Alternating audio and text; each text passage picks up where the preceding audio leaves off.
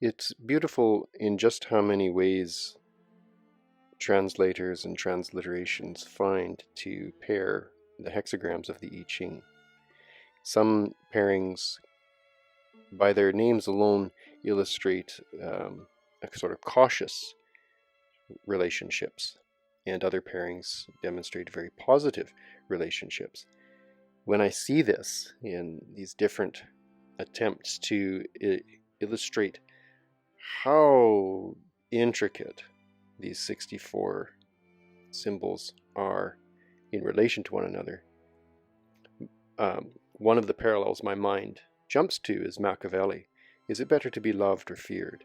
Which system or which family of hexagram pairings do you follow or study? I naturally fall into line and say, well, study them all. It's so dynamic and so beneficial.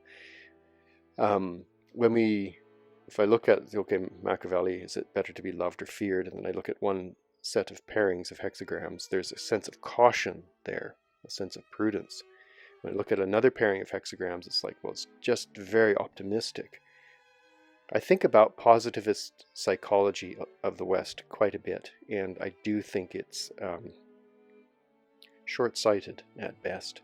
When individuals are so thoroughly concentrated on just attending to their own non-stop positive progression in life, there is no room for critical dialogue.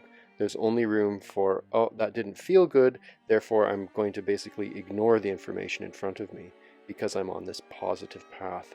So positivist psychology, I think, is one slice of the pie to life.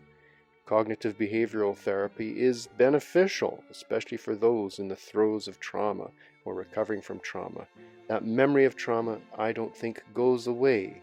And so if we try to ignore the wisdom gained by challenges, hurts, traumas, if we try to suppress it and insist it is a thing of the past, you miss out on further learning, and I believe you remain continually vulnerable. So I do favor the pairings of hexagrams in the I Ching that offer a sense of caution.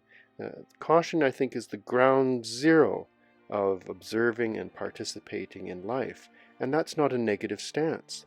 I think it's a very broad way of observing life and participating with it.